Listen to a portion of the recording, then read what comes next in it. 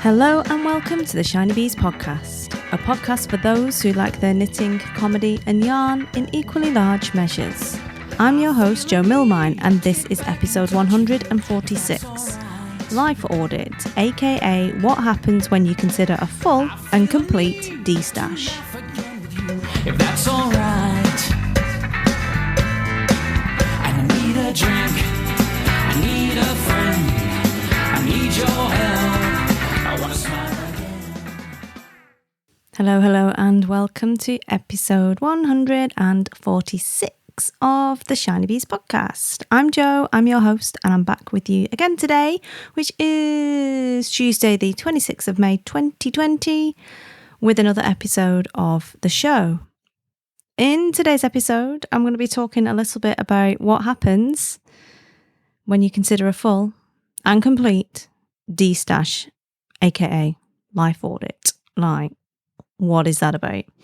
That's happened to me this week, and I thought I would talk to you about it because I can't be the only one. I don't believe I am the only one with everything that's going on crazy-wise outside of our houses right now. I think we've all gone through various ups and downs of the corona coaster, and considering a full and complete Destash, I think is one of them. So that's what I'm going to talk about today. And if you are a new listener, welcome to the show. And if you are a returning listener, thank you as always for coming back and spending a bit more time with me. I really appreciate you listening and I love hanging out with you, as you know, and as I tell you often. So it's good to be here again with you.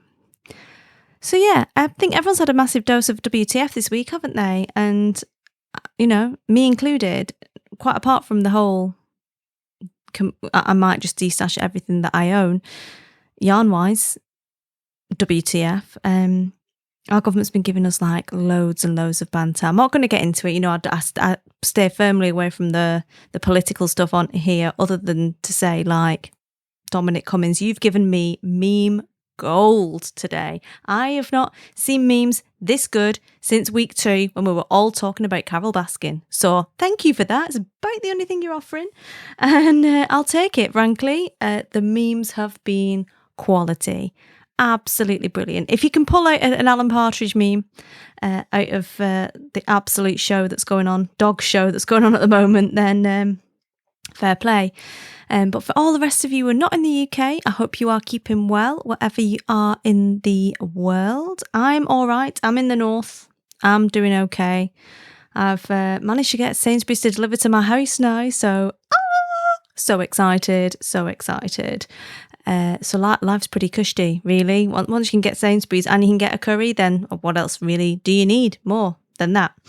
So yeah, all good in the hood here. And I've been working on my yoga with Adrienne, which I think is in no small way contributing to my great mood during the last few weeks. It's day 30 tomorrow. That's the last day of the one I'm doing. I'm doing home. I know a lot of other people are also doing yoga with Adrienne at the moment, and I'm sold. I love her. I don't care how manufactured her channel was to start with. She's brilliant. I love the dog. I'd go for the dog, to be honest. I go for Benji. Don't go for the yoga. Why would I? And excited because then, you know, I'm going to have to go on to something else. So it's been super motivating, really. And I haven't felt anywhere near as self-conscious without a massive mirror to show me my backside when I'm trying to do any of these sort of shapes. And also I've kind of gone in, it's like a beginner program. So I've gone in like actually being reasonably good at it after going to the hardcore Chinese version for so long and doing all of these really hard things that I thought I was really bad at and that everyone else could do, when the reality is that all the other people have been doing it for years and that's why they're so good at it. And I wasn't actually anywhere near as bad as I thought.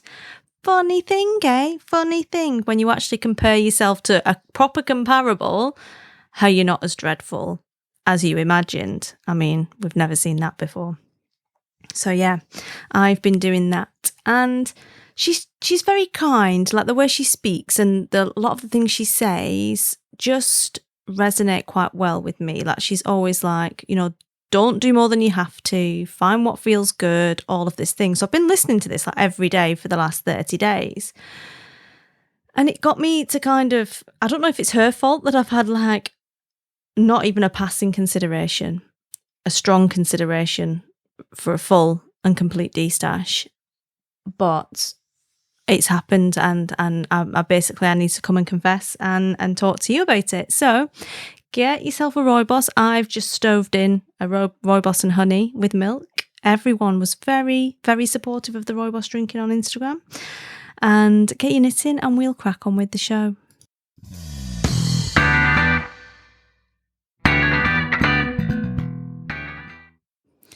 So yeah, ladies and gentlemen, I'm here today to confess to giving more than a passing consideration to a full and complete destash of my yarn, which I'm calling a life audit. Let's not call it a midlife crisis, because as I've already said to you before, I'm nowhere near midlife yet. I'm going to crack on till I'm at least 120. I'm only 37, barely a quarter of the way through, let's face it. So not a midlife crisis, maybe a mid-corona crisis, but is it a crisis? Is it a crisis? This is the big question. Is it a crisis to consider a full and complete destash? Now, I know people who've done this before. I remember Amy from Knit Spin Cake doing a very aggressive destash a few years ago. Very aggressive destash, pretty much got rid of everything. By the way, if you used to listen to Knit Spin Cake and haven't heard it for about 8 or 9 years, because it's not been podcasting, Amy is back and she is podcasting again. I'll leave a link in the show notes. But I've known people who've done a very vigorous destash. Normally, if someone's moving somewhere, they do a very vigorous destash. Now, I move house all the time, so I don't do that. Or if someone's moving continents and they've got to pay for shipping, they'll do a vigorous destash. Or other reasons will prompt people to do a very aggressive, some may say full destash. Some people never get to having a stash. They're not stash people.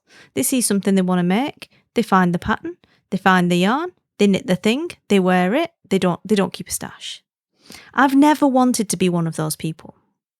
Ever. I like having stuff around me. I collect things. I'm a collector. I collect yarn. Everybody collects something.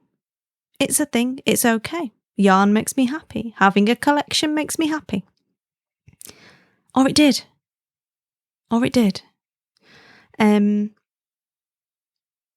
Yeah, like I've got a considerable selection of yarn, and I love buying yarn, and I've never been on a yarn diet, and I'm never going to go on a yarn diet because I don't believe in dieting when it comes to yarn.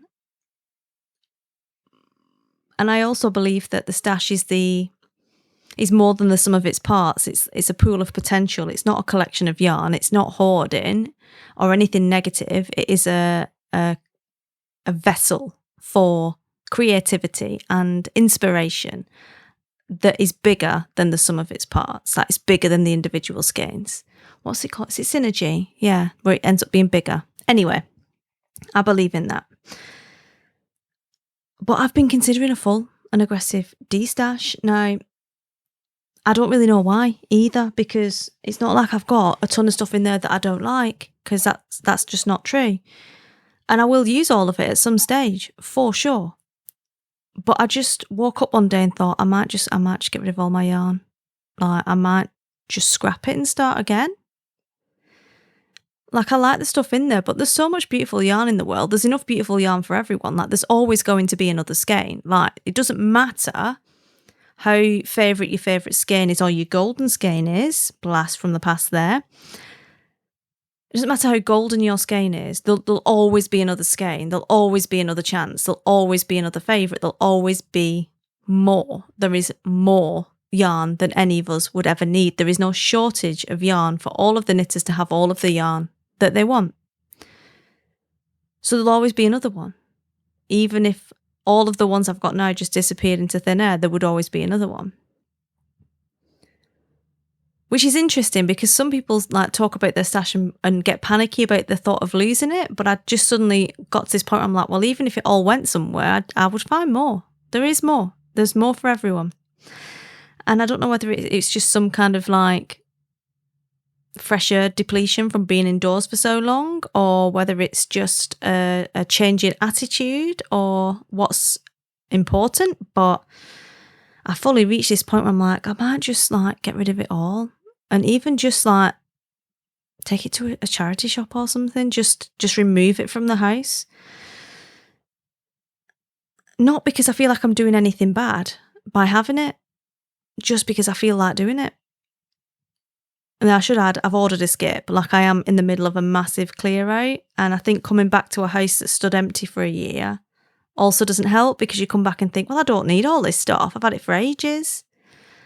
But I'm also feeling like things are not how I want them to be, and I feel like there is a need to clear the decks. Like, just start again, just rip it up, just get a fresh piece of paper and get rid of the stuff you don't need and start again. Like, I just feel that that's something that keeps coming back to me all the time. And I'm murder, because I'm one of those people that will save things in case they're useful, because it really annoys me if on the off chance that I want to do something and I don't have the thing that I need to do that thing right now, it bugs me. It bugs me quite a lot. Like, I like knowing if there's some random stuff I want to do, I can go get the pieces from in my house and do it right then. So I do tend to save things because, oh, well, that'll be useful. But I've just reached a point where I'm like, no, those business cards in my top drawer, the top drawer of my desk, that they've been there since 2014. And that one guy, I've got a Sherwin Dupes Bryce, and I remember the dude. Like, he was at a conference I was at, and he just randomly decided to pitch up from St. Lucia, just flown in. He does music. I remember him, but I've never emailed the guy. I'm never going to email him. Like, so why do I need his business card still? I don't need it. So I'm just feeling this whole thing about the yarn and using stuff, or maybe starting again with the yarn. And I started to think about like what that's about.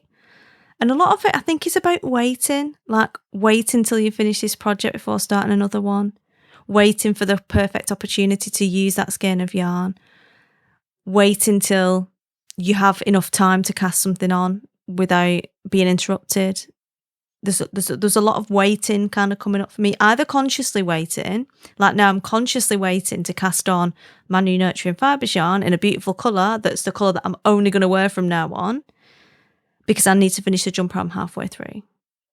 So I'm kind of consciously waiting there, but I don't want to finish the jumper I'm halfway through. So nothing's getting knitted, you know? And it's this idea of sort of, you know, like insisting on doing things yourself when you've got lots of competing priorities. So, I mean, I could just get someone else to knit that jumper for me. Like, I totally could. Like, my mother-in-law's at home. She's a great knitter and she's really fast. And if I ask her, she'll do it because she's nice like that. I could just ask her to knit it for me, and then I'd have a jumper. I could, you know, I could do that. Or I could just stop waiting for some undetermined, open-ended amount of time in the future when I will have finished this other jumper and I will have had the time to sit down, I will have made that a priority and finished it, and then start this other thing that I really want to start working on.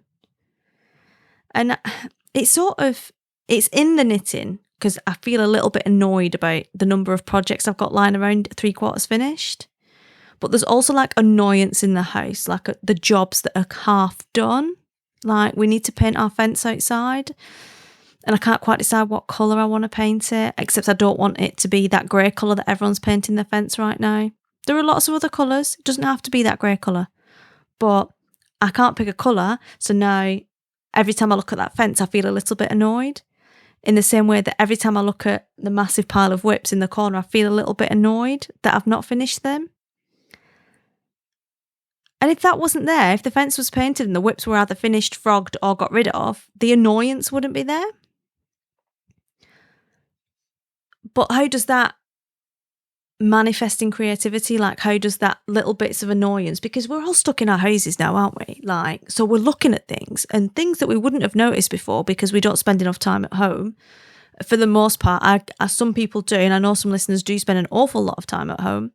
But for me, even though I work from home, when we were back in the UK, I was working from home on my own business stuff and my coaching and everything.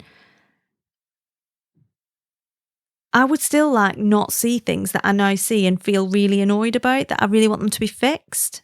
And I'm not a massive perfectionist, but it's those low-level niggles that you think, oh, I really wish that that wasn't there, or that was painted, or that was fixed, or someone else could come and glue the arm back on Zelda that's been snapped off 15 times. Little bits of detritus, like littered jobs everywhere. And I feel like in the way that applies to kind of life, like it annoys me seeing the littered bits of jobs that need to be done. It translates into you when you're making things as well. And I think if you've got too much clutter in your making and your creativity, then maybe that affects what what you output from a creative point of view, whether that is work-wise or for fun or to relax or whatever. If there's too much clutter around it, it makes it difficult. It's not to say I'm going full up Marie Kondo, because I'm totally not. All of my books bring me joy, apart from the ones that don't, and I send them away. But it just feels a little bit congested. The house feels a little bit congested with bits of jobs that need to be done. Too much history lying around that isn't offering, like Bryce, bless him, isn't really offering. Sherwin dupes Bryce, isn't really offering me anything productive. And it's taking up space that something else could occupy that is more suitable to what I want to be doing and what I'm thinking about. In the same way that, probably all those SLJs, shitty little jobs that, as we call them in the military, an SLJ, have been, I probably would have done all of those little annoying jobs if I wasn't doing yoga, but I don't have any space for that anymore because I'm doing my yoga. My yoga is my priority. Like, it makes me feel good. So I'm going to do more of that. So it kind of became like a metaphor for life. Like, if my stash isn't bringing me, it's not making me feel good, and it's making me work harder than I need to, what else can I just get rid of out of life that is making me work harder than I need to and isn't, doesn't feel good? Which is a little bit confusing. Like, there's nothing that brings on an existential crisis more than like a full up knitter with a K deciding they might get rid of their entire, well, they are getting rid of their entire stash. Don't start, listen, get off Ravelry. Don't start going on there yet. I've only posted a few things on Instagram getting rid of. Like, I'm not there yet, right? Because I had a little bit of a panicky reality check afterwards. So don't start shopping my stash yet, because we're not there yet. Stick with me, okay? She says, pointing a Lamy pen at the screen to the people who aren't in the screen. But yeah, like, all that is to say that I'm doing a complete life audit. But in that, the important part of that to you is I'm also doing a complete stash audit, a full audit. Now, that might take the form of a full destash, which doesn't make me feel panicky or sick like it would have done at one time, which is probably telling. It could take the form of a vigorous reorganisation of the stash. It could be somewhere in between. It could be none of those things. I might just leave it in the cupboard a bit longer because I can't see it. It's behind the doors, And I think when you don't see it, it's also the back of your mind. I've had this long-held fantasy of having like this. Remember those old-fashioned 70s drinks cupboards, like my granny used to have one. It's like a china display cupboard, and it had all these little trinkets and bits and bats in it. It was in the front room, and that's where like her best glasses would be. And I got her best glasses when she died, and I only had one left. And then someone stayed in my house and put it in the dishwasher, and it was from the 1970s. So there's like basically none of the pattern left on it now, which makes me a little bit sad. But I have a long-held fantasy of having like this glass cabinet with this yarn in it that isn't in direct sunlight, but is in a place where you can appreciate it every day and maybe pick it up and use it a little bit more. But how does your stash like make you feel? Is an interesting question. Like, how does it make you feel? Does it make you feel warm and happy, or does it make you feel a little bit panicky? Does it make you feel guilty? It should never make you feel guilty, but does it make you feel guilty? Why do you feel guilty about that? Like, it's, there's a lot. It's just yarn, right? It's just yarn, but it's not just yarn. There's like a lot wrapped up in the yarn and the creativity and the making of things. Like, how does your knitting make you feel? Do you feel under pressure to keep up with a knit along? Do you feel like you're not knitting the best, greatest thing? Do you feel like your knitting's not as good as other people? Do you feel like they turn out more knitting than you, so you're not as good? Like, how does that work? How does it make you feel? And I think another question that came up was, like, what are you missing from your knitting life at the moment? like for me, a lot of the knitting is almost secondary. Like I like to do it. It makes my mind order. Like I get really great ideas when I knit. I like to make stuff. I love being warm. Like I'm such a reptile. I love being warm. I love the stories of the hand-dyed yarn and the people behind it because I feel like I'm making something with their art. Like I love all of that. But a lot of my knitting life is about the people that I've met and that I spend time with. And we come from all of these different places and we all travel to these different events and we all get together and we chat like it's been no time at all.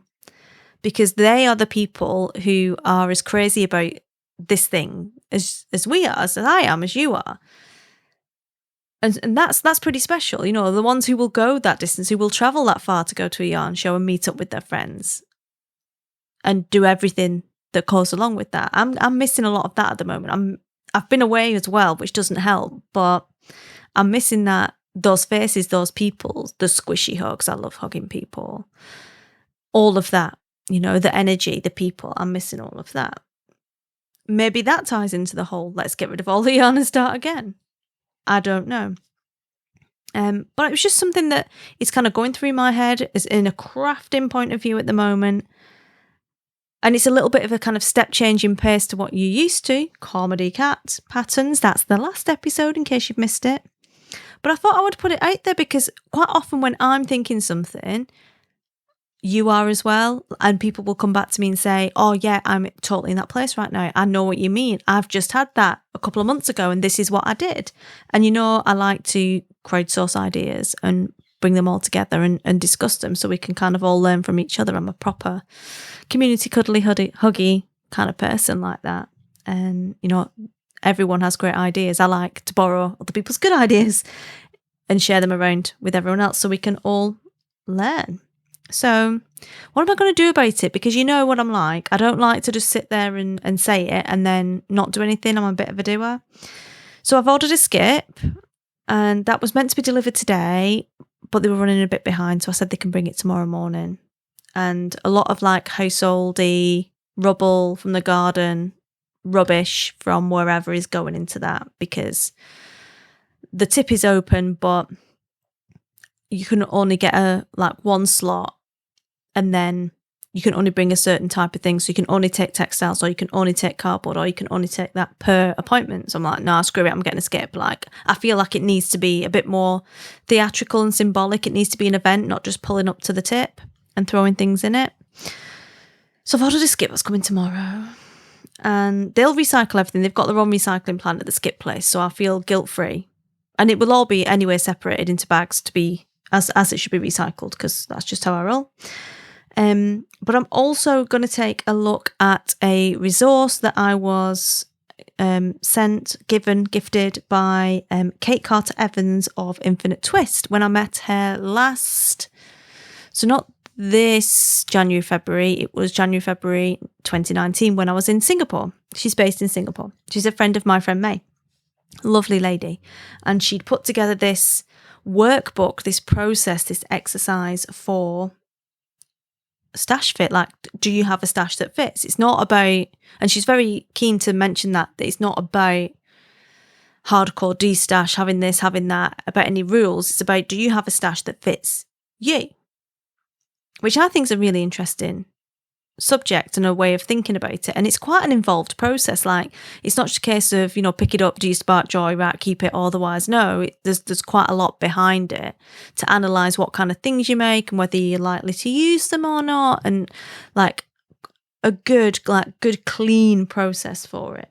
So I will have a look as well at that. I don't know whether I will use the full process for the whole time. We'll have to see. I'm going to dig into it and see how I get on, but I'm very like, oh, no, get rid of it. No, I get a bit theatrical halfway through, so we'll see how I get on with that. But I will be taking a review of that. You can find, if you don't want to wait till then, Infinite Twist is her company name. She's a yarn dyer, and I'll put a link in the show notes. The show notes will be at shinybees.com/145. So you can go and find it there. It is $10 for the workbook. And yeah, it's really cool. So yeah, that's where I am in life right now. A major life audit is occurring. Head over to all the socials. Let me know if you're in this place with me, if you are in this sort of season right now where you want to get rid of your whole stash. I do have a spinning wheel that I'm going to get rid of as well. I think I never spin on it, like it's just in the corner, like stuff like that needs to be freed. I'm interested to hear if you are doing this. Maybe we could team up. Maybe we could get a little gang together who are working on this for moral support or, ideas or whatever. Because there's a lot wrapped up in our yarn. There's a lot of memories and feelings and, stuff in there. It's not just yarn. It's never just yarn. So if you need a bit of help, hit me up. We can make a plan. We can support each other through it. Full and complete Destash. Gosh, can you imagine? I might just do like an Instagram flipping live auction. Incidentally, I do forgot about this till the last minute at the end. I do have a Destash account. It's called Shiny Bees Destash on Instagram. I've already put some yarn on there that's definitely going. But when I figure out what is happening with that, and if any of it is going to be freed, then I will put it on there so you can get involved if you want to. So that's all I have time for this week with the show. I'll be back again next week. Maybe I'll have a stash. Maybe I won't. Maybe my skip will be full. Maybe it won't. I mean, hanging on a knife edge here now, aren't we? But I will be back next week for sure with you with another episode of the show. But until then, please have a lovely week. Take care. Happy crafting. And I will speak to you again soon. Cheers.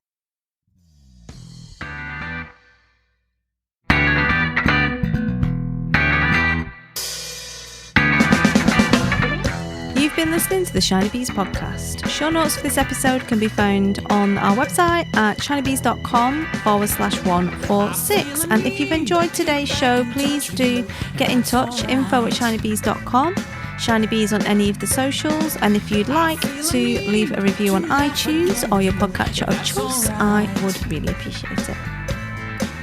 I need a drink.